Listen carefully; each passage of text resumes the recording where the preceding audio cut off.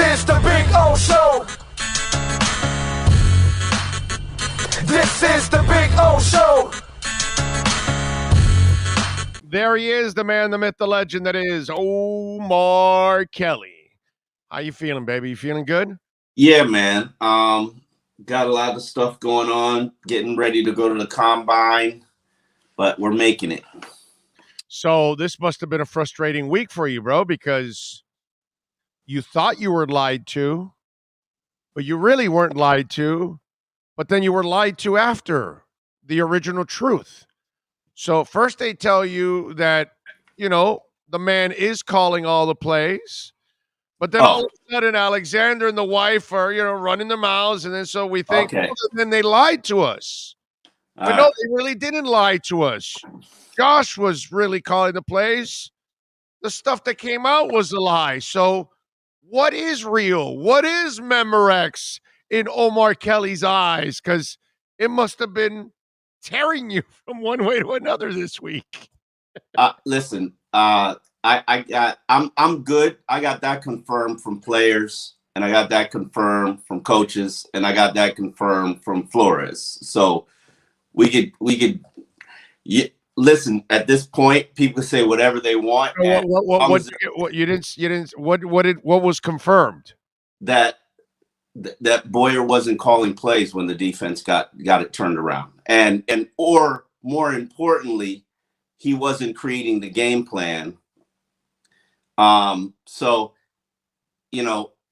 listen, Boyer's there. He's in power. He's going to have to build the defense and turn it into a winner. So Boyer's a flat out liar. I don't know. I don't know what is the truth. Everybody has their own version of. No. Wait a minute. You said you believe Flores and these cats. So Boyer's then lying. Then it can't be. You don't know. Do you believe that? Listen, everybody has their own version of the truth. Too many people have told. Like, I was stunned and shocked and bothered when I learned that Boyer was not calling plays. I know. And to the point where I confronted Flores about lying. So then there was an admission that they were lying. Like, listen, I'm beyond giving a shit about that anymore. Like, Boyer is going to be judged based on how he performs as a defensive coordinator. And players are watching, looking, players are being purged. So we're gonna figure out what's real, what's not real. Well, no, there's no doubt that we'll figure it out on the field if it's real or not. It just was the way he spoke. It was pretty adamant that he felt like, everyone else was lying and I was calling the plays right from the entire time. There are a lot of people, unfortunately, in this line of business, and you know this, there are a lot of people with agendas. There are a lot of people with their versions of the truth. And as a journalist, you got to figure out what is the truth and what you're comfortable reporting. I would have never reported that story and had sat on it for a number of days till I was absolutely unequivocally, without a doubt, certain. Never reported that story if I didn't believe it was accurate. So, and now when you're sitting in the victor's chair, you can say whatever you want because you won. Well, no, but the other guy could come out and deny it if he wanted to. Who? What? Right? Who? Gerald Alexander could come out and say, no, he's lying. I called the play. Gerald Alexander's focused on finding work. Gerald Alexander, listen, and it probably wouldn't be a good look for him to be getting in a position. Gerald Alexander was the third to fourth person who told me about that, and I don't think he ever even said he was calling plays. So it was.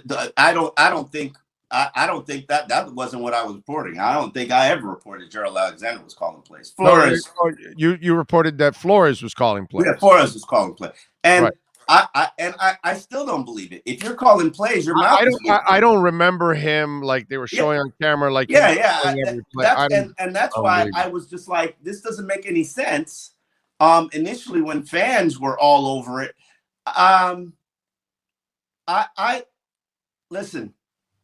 Can't tell you what's yay nor they in terms of what the real truth is. But Boyer had been demoted.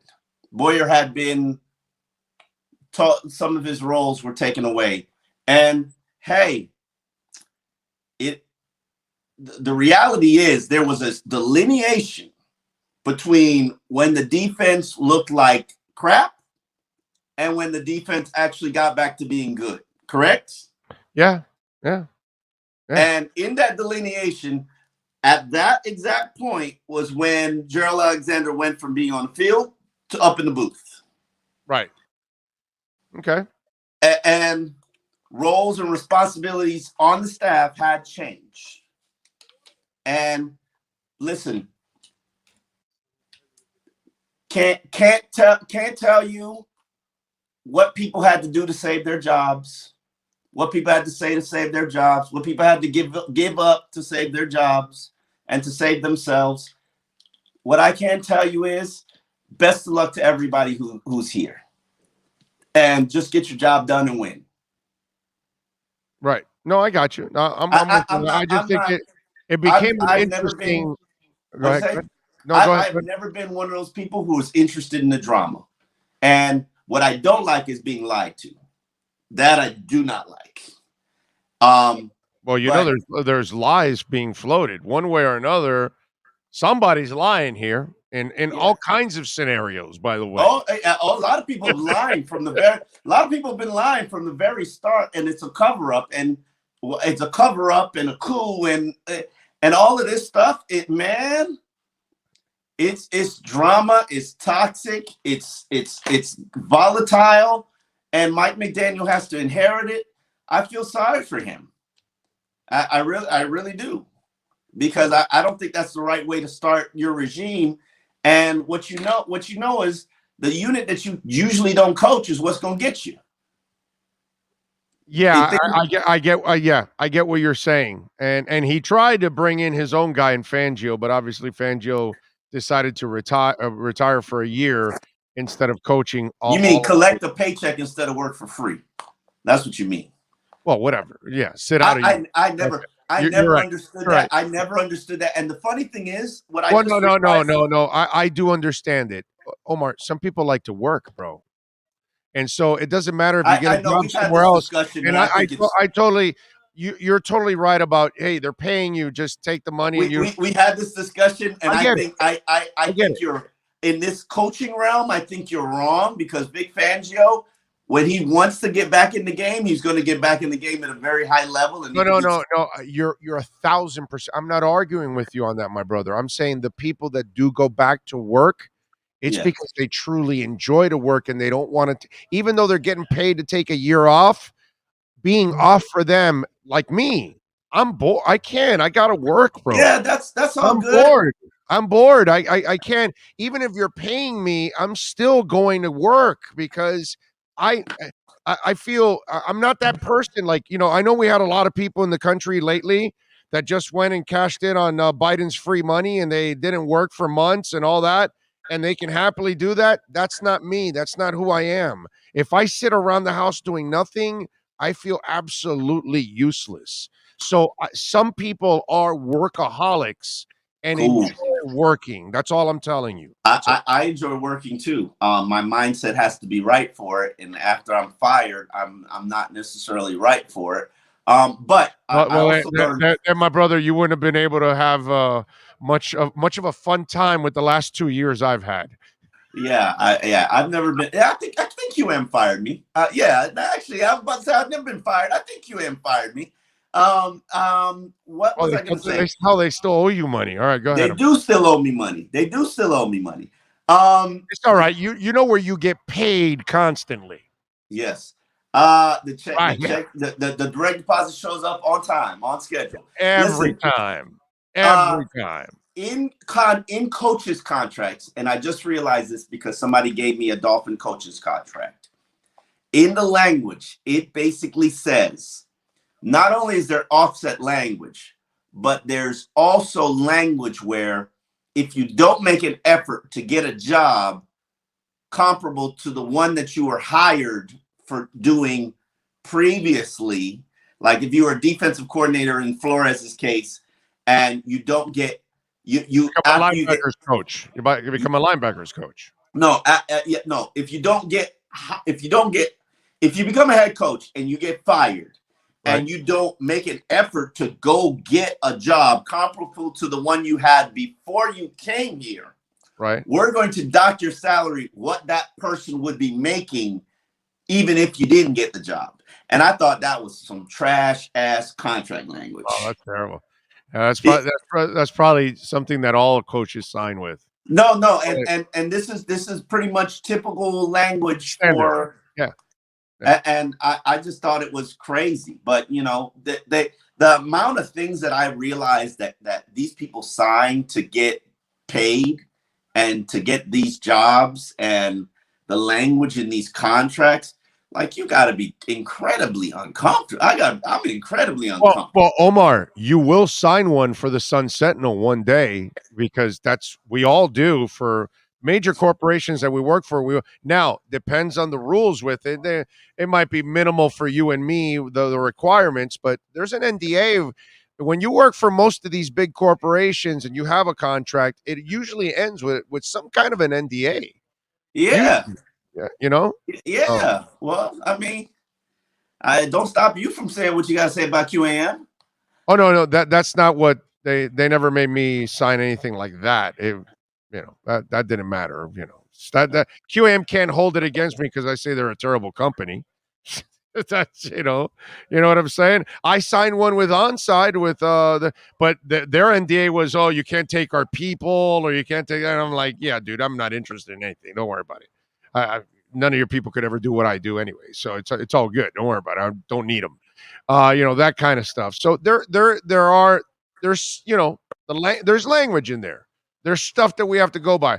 But obviously in this case, but you know how the NFL is already with the way they run things. So we can't be surprised that they have these archaic rules to put these people in these type of positions. I mean, that's just I don't know if it's archaic rules. It's just there's a lot of protection there. And when you're a $16 billion industry, I can understand why there's a lot of protection. I remember talking to, I think it was one of Flores' lawyers when we did the I Am Athlete shoot. And, one of the questions that I asked, which I don't even know if it made the show, are you surprised that more coaches have not come out and issued their support or joined your lawsuit or said I relate? And basically the conversation, the gist of it was, they can't. A lot of them can't because of the NDAs that they sign. Right, exactly. And because of the fact that many of them are still employed by the NFL and they fear the retribution. Everybody fears retribution, but if it becomes, which I doubt it will, a class action lawsuit, I mean, it could potentially, then everybody could join in even and after the fact. And, I'm very hopeful and interested to see this not be something that's dealt with in arbitration. I would be very disappointed if it was. I mean, it would take a judge, right, in this case, to send it to arbitration. Am I correct? I guess so. Like, here's my thing.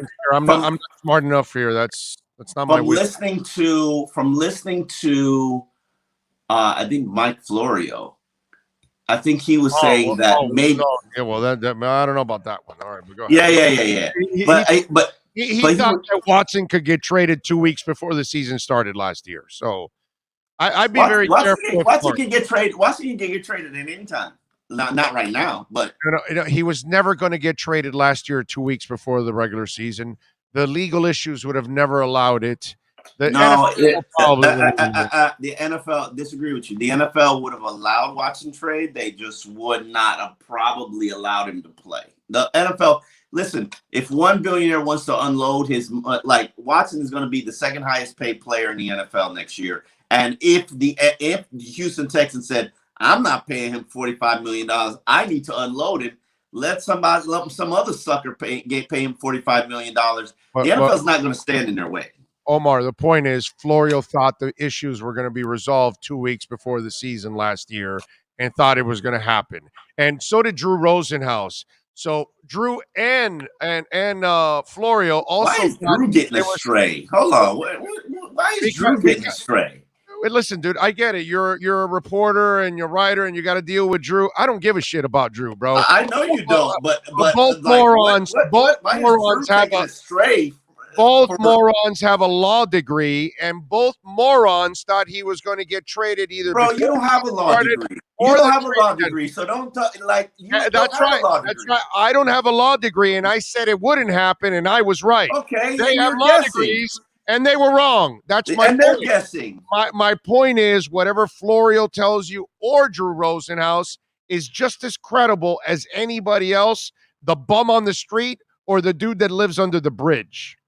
Okay, That's all I'm saying. There's zero credibility there. That's all I'm saying. I That's it. disagree with you. That's all I wanted to add with Florio I disagree with and you. Drew Rosenhaus. Florio runs the number one NFL site, Yeah, and has a that daily throws up. television show that's affiliated with a major network. He has people feeding him information every hour of the day. Yeah, tell him misinformation. And Drew, there is no more connected. Maybe there's a agency that's more connected than Drew into the NFL, but Drew is the number one most connected agent because he's got, as an agent, not an agency, the most clients. So that is Omar Kelly advertising and telling Drew, "Hey, it's not me. Please return my phone bro, call." you ain't gonna have me. Listen, I listen. You ain't gonna have me taking a Drew stray from Drew. I'm not participating in your strays from Drew. I got listen. I don't need. I don't need. I don't need Drew to live, bro. I don't need Listen, Drew to live. I don't really care. listen. I don't need Drew to live either, but I got respect for You Drew, do. and I'm not sitting here taking a stray with you. I'm not. My name is not going to be attached to any Drew strays. I don't care. I'm not worried about it. I go by the facts. The facts are these two fools thought it was going to happen last year. The facts are and nobody they knows resolved anything the about issue. Watson. Nobody knows anything about Watson because you know what? I could sit here and I could say Watson is going to play in 2023 when his legal situation is settled. Do we know if his legal situation is settled? No, we don't. He's going to serve a 6-game suspension. When his legal situation is settled, he's going to pay a set amount of money. He's going to come in front of people and apologize for his actions and his behavior and promise to do better. And the minute he throws 4 touchdowns in a game, all is forgotten in the NFL. And God dog it, we need to put Deshaun Watson on our fantasy team.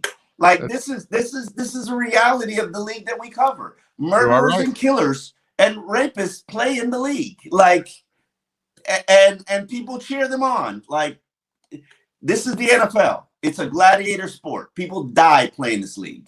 Yeah, I wish I could argue that one, but I definitely can't. All right, so what did you walk away from the coaches? Anything that you liked or didn't like, or nuggets that impressed you or didn't impress you from the meetings? One, I didn't go talk to Boyer. Didn't feel like listening to Boyer. Didn't feel like having people lie to me. Let's start there. All right, so Boyer's, we got you. Boyer's a liar. We got you. 2, the West Coast offense is going to be the offense, probably with a marriage of RPO plays. Mm-hmm. They are very interested to see what Tua looks like, how Tua works, what his arm looks like. They have not denied that there is some concern there. I love that Bevel was honest when he said that, like, you really can't tell arm talent by film, which is dude, it is so true. Like, you can see an arm on film and see it's pretty good, but when you see an arm live, you really know how good, how bad, absolutely, whatever it is. About it. That's the reason why I've gone to the Senior Bowl for many years, except for recently. I agree. But I will say this: Justin Herbert, you can look at the film and you can tell that arm's real. No, That, no, that, no. Yeah, I mean, that- Elway too, and They're guys. Lamar Jackson, bro. Lamar Jackson. You can tell the ball comes out, and it's a freaking lightning bolt. I mean, you can Who? tell, but Lamar? in person, yeah, Jackson, Lamar Jackson's got a I gun. disagree with you. I don't think Lamar has a cannon. Oh yeah, dude, he's got a flick that's beautiful. He He he, he might have a doesn't know, flick, but he doesn't know where it's going, but it flies. If he wants to unleash, the kid can unleash. He's got an arm, bro. okay. Let's move on. The offensive line, they are going to be running a zone scheme and hopefully an outside zone scheme, which just generally, in my opinion, means they're going to need more and new pieces, which shouldn't surprise anybody. I am absolutely in love and obsessed with outside zone scheme. Very few teams can run it effectively. Dolphins have a good coach that can hopefully implement it, and a good young coach that Coaches. yes, coaches. Yeah. Not including John Muford. No, but I'm including McDaniel, Applebaum, and obviously Frank. Oh yeah, you didn't include John Pierre, who's still here. I mean, he's learning the system. So, but but let me tell you something. I think Jean-Pierre is exactly where he belongs now. I like that, actually. I like what McDaniel did, keeping him, because he's like a step above the quality control guy. He gets to learn the system, and then McDaniel gets to find out if the young man can turn into a good coach. Because the one thing we have to say, look, the line sucked last year. The guy was overmatched. He wasn't ready for it. But it's not ever his fault. None of it was his fault. Okay? The man took it. No, you're responsible for that unit. No, but what I'm saying is it's not his fault that he wasn't ready. He took a job because we all take the job, dude. I mean, you offer me the job of a CEO and $5 million salary, I'm going to take it. Whether I can do the job or not, I'm going to take it. But your job is to get it done. And if you don't do the job, I got to hold you accountable. I get that, but my point is, it's like Ted Ginn. I can't kill Ted Ginn for the number 9 pick. You kill the Dolphins. It's not Ted Ginn's fault. He'll never live up to number 9. He had a hell of a career for a player, but he'll never live up to the number 9 pick. So I can't blame him. I can't blame Jean-Pierre for being in that position, because that was the Dolphins' fault for putting him in that position.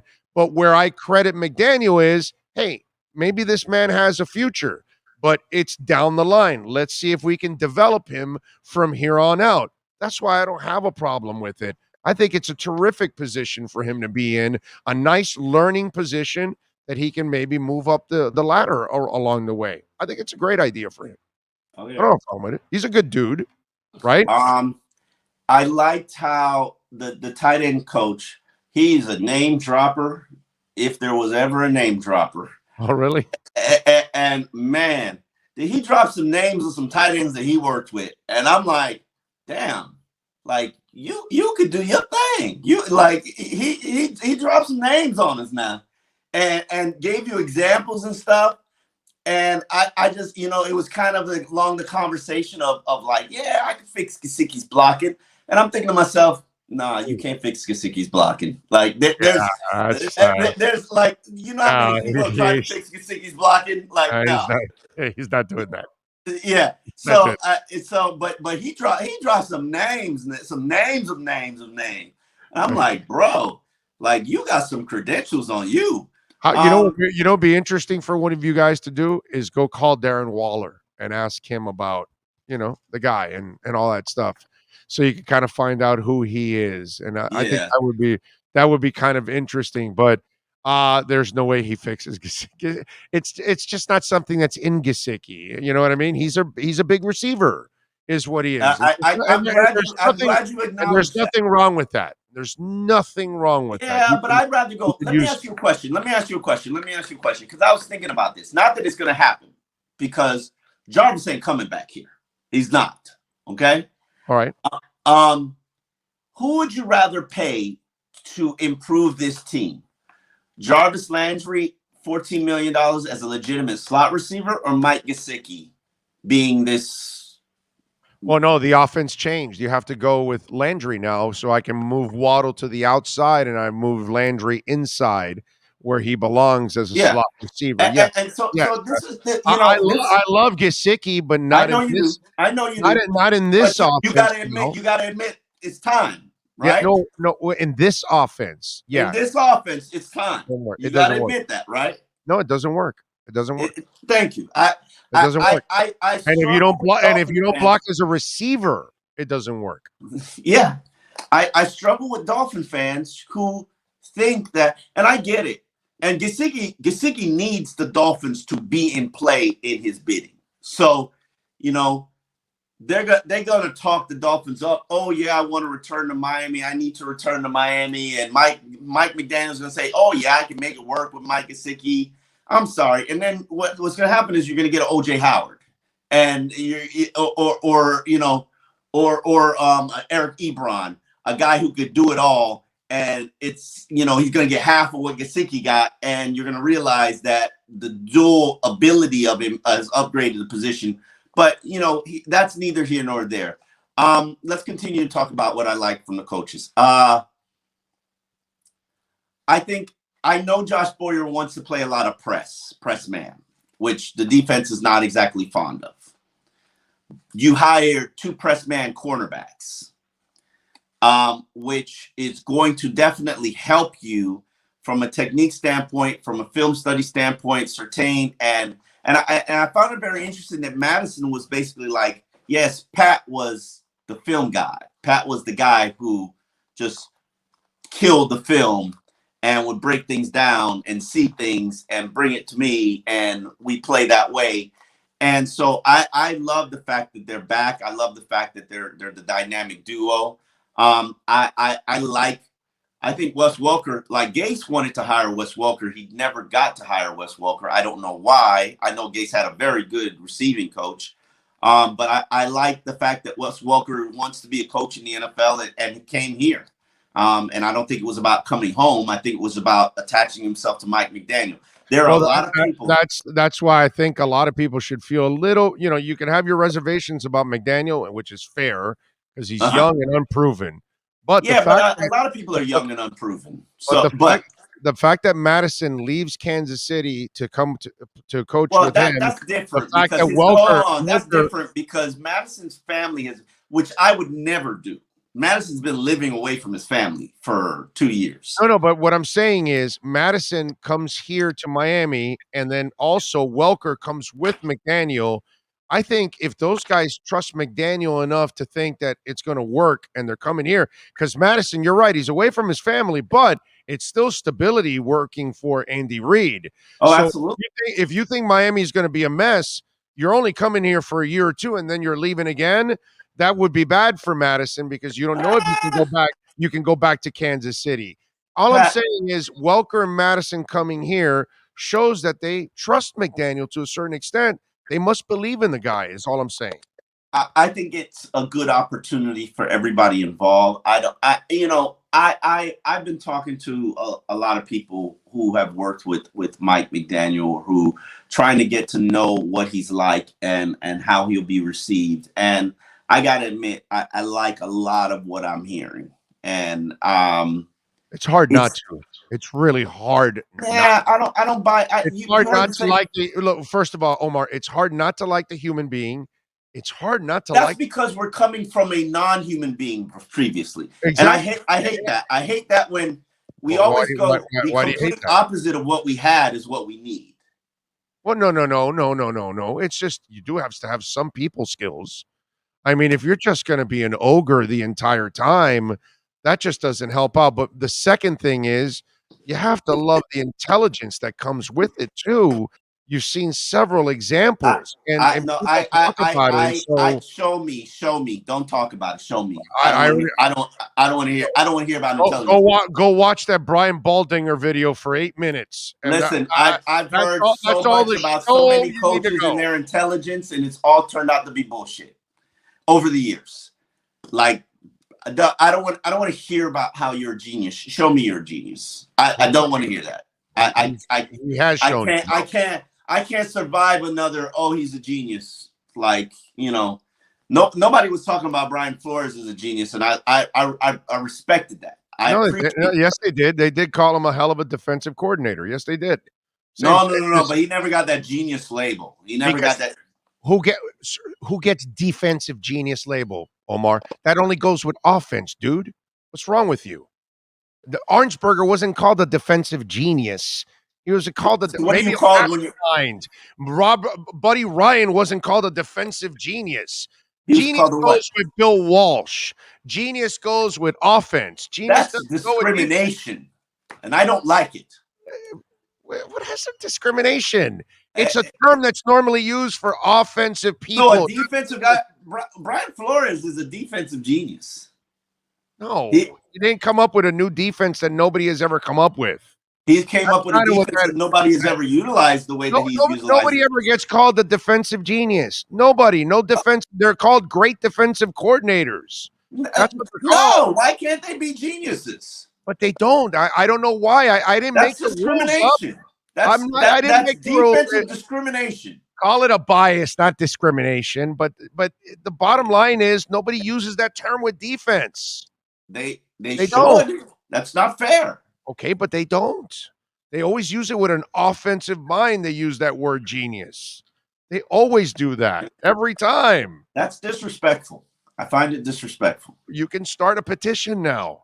I've always found how defense is treated disrespectful, and including the defensive coaches. Jesus, look how hard defensive coaches have to work to become head coaches, and they're the best. They're generally the best head coaches. Belichick.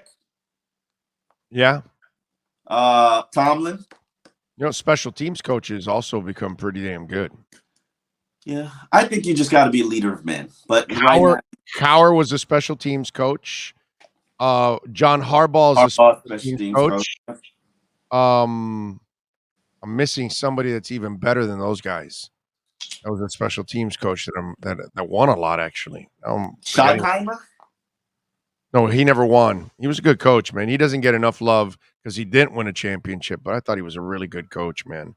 It was one of those Marv Levy things that, although Marv got even farther than him, but those guys sometimes don't get enough love for how good they were overall. But special teams coaches also end up developing into really good coaches. But it's just one of those things.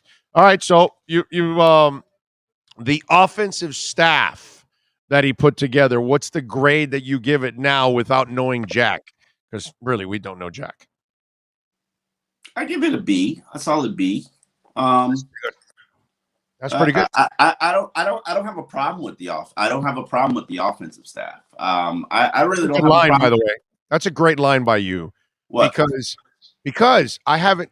I just realized what you just said. I haven't heard one person say, "Oh God, I got a problem. Oh, I hate this. I can't stand this." Everybody said, "Hey man, looks pretty good. I like it. I love it. Whatever." It's been some kind of a positive comment about the offensive staff. That's a great point you make. I have not heard one person say, "Oh, I hate the staff. I can't stand this. I can't that, whatever." I think people overall say, "Hey, that's a pretty good staff for a young coach to put together." I mean, yeah. My only criticism about the staff is I would have appreciated, respected, preferred that there at least be one coach with some level of head coaching experience and not an interim coach. So everybody who's going to say Bevel, and I'll like, no, not interim. Because Stutesville's interim too. Does that necessarily mean he's going to help you? No.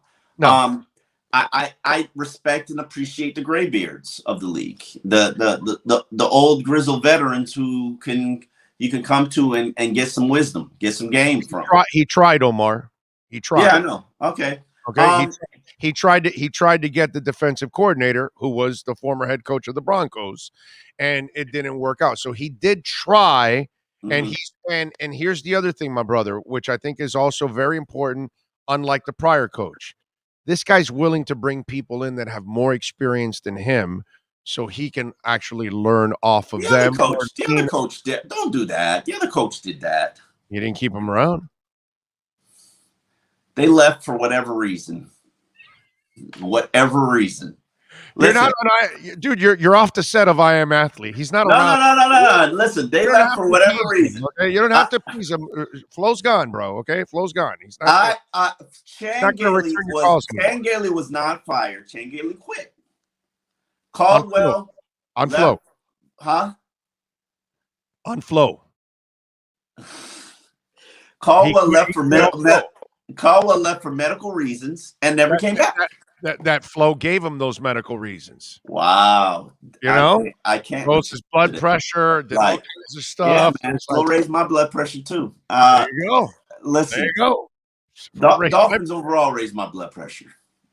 Well, Dolphins have shortened my life. Period. It's taken at least 7 years off my life. Easily. Yeah, no question. I have easily lost a dog's year. There is no doubt in my life. No, that's an even better term for it. They've at least taken a dog's year off my life. Yeah, there's no doubt about that. All right, what are you working on the Sun Sentinel so folks can check you out? I'm working on a couple of columns, talking about the marriage between West Coast and RPO, and then also I talked to Trent Williams about he's a big Mike McDaniel fan, and they grew up together. They were ask him how smart he is. He tells you how smart he is. He tells you how he can relate to this generation of athletes who don't want to be coached hard, and and then tell him you don't believe him, so that big ass man will stomp on your ass. Listen, he was such a great guy. Listen, and he's I love the trench players. There ain't nobody better at it than Trent Williams. I have no idea how you're not sexually aroused by the fact that Mike McDaniel's the coach here. He's going to do all the shit that you have been talking about on my show for years. Every time I've brought your ass on over the years, you talk about the running game. You talk about how important it is for offensive linemen. And you got the effing coach that wants to is maniacal about it. And you're not excited. Bro, what the hell is wrong with you? I have covered the Dolphins for 14 years. You don't think there's damage and hurt and pain and jadedness instilled inside of me? 32 for me, baby. When I see it, I'll believe it. Like when my eyes see it. You know what Brian Flores and Chris Greer said when they took over? We're gonna build the trenches. We're gonna be a big physical team. We're gonna push people around. How did that turn out? Well, you got to get the coaches to actually be able to develop them. So yeah, that's No. That's the GM. That'd be a problem there. It's the GM. Watch some of those guys that didn't look good now look good, and then everybody's going to stand around. And go, we didn't have coaches last year. You know what I found funny? Trent Williams, Trent Williams reminded me of this. He's like he had two amazing offensive line coaches, called Callahan, who everybody knows is one of the best offensive line coaches, and Forrester. And then he's like, Forrester coached him in the 49ers too. And he's like, Forrester. I caught that right on time too. Okay. And just clear my throat. That's all. And Forrester, and he reminded me. You know who was responsible for the unicorns? Who? Chris Forrester.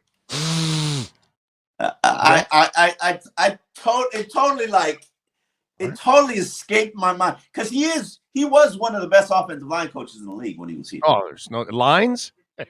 Nobody knows lines better than Chris Forrester. Come on, what's wrong with you? I'm not entertaining you anymore. I just will not partake in your foolishness. I just won't. Oh, you served it up, bro. I'm already crying and everything. But now think about it. The unicorns were Chris Forrester. So imagine what a good offensive line coach can do here. I'm just imagining.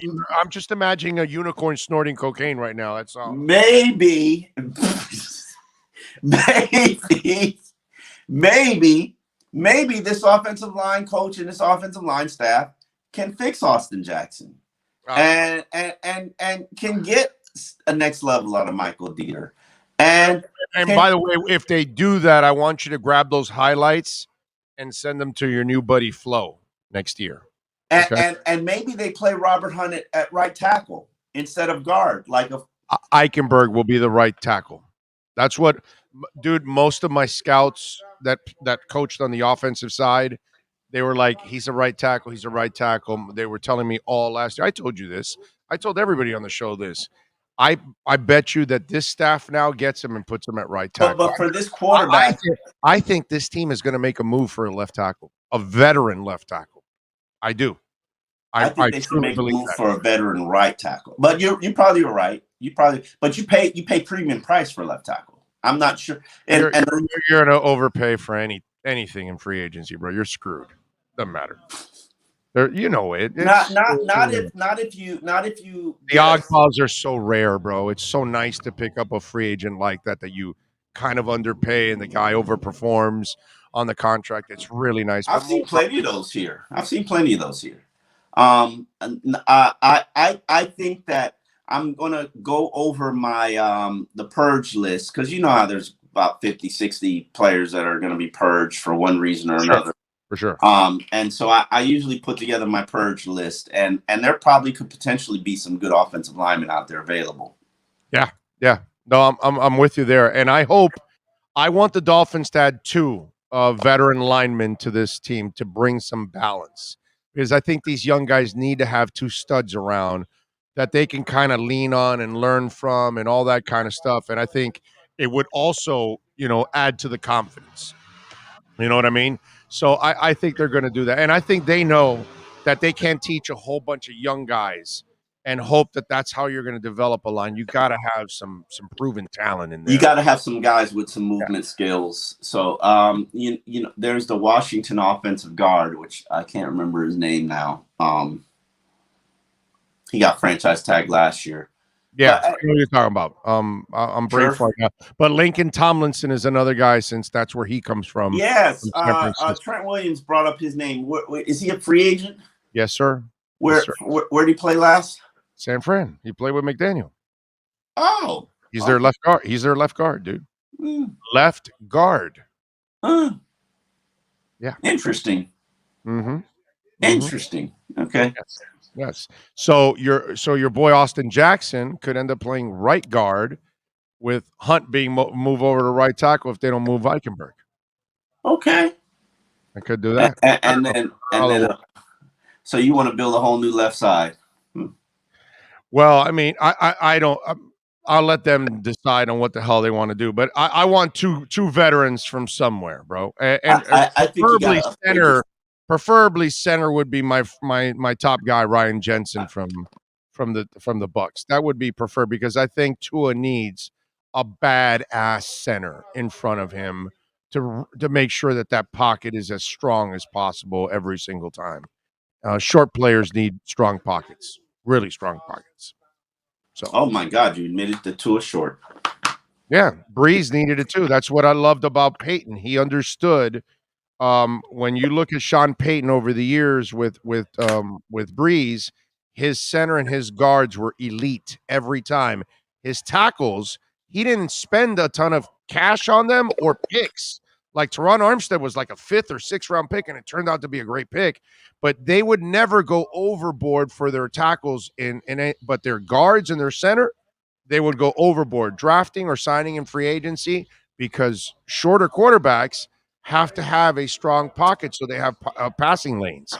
If it's crumbling, taller quarterbacks can see over. Shorter quarterbacks need those passing lanes. Mm-hmm. So the guards in the center must be elite when you have a Russell Wilson, when you have a Drew Brees, when you have those kind of guys. Now with Russell, you have the athleticism, so that helps out a little bit more. But shorter quarterbacks, you want the middle of that line to be super strong, dude. Super strong. So I think they'll do the same thing here. I think they'll find a way to really solidify the middle of that line so Tua has the pocket so he can. I'm learning. I'm learning about the outside zone, and I'm learning what it takes. And I don't know it. It's not something that I've studied very hard or very often or consistently. So it takes a very different athlete. And they have a couple of guys who could maybe fit the mold. and you just never know until you see it. So it'll be interesting to see what happens. But I'm not certain Jensen fits the mold. Yeah, you know what's weird? Austin Jackson has that athleticism to play easily. He's the guy. He's the guy who fits the mold. And he looks the part and everything, and it just, we haven't seen it so far, but it's weird like that, man. Man, it is weird. All right. Follow him on Twitter at Omar Kelly and catch his work there at the South Florida Sun Sentinel, and catch him twice a week here doing his thing with the EJDconstruction.com Miami Dolphins report. As always, thank you, my brother. Appreciate you. We spent like 10 minutes talking offensive line, and I loved it. Nothing wrong with that, bro. Nothing wrong with that. Let's hope they fix it so we can actually brag about it and not just talk about it. Man, and you took from your mouth to hopefully McDaniel's execution. Let's do it. And his smarts. There you go. See you next week. Yeah. Genius level. Genius. Damn right. Genius. Later. Yeah. All right. Mark Kelly. Later. Oh, I love him, man.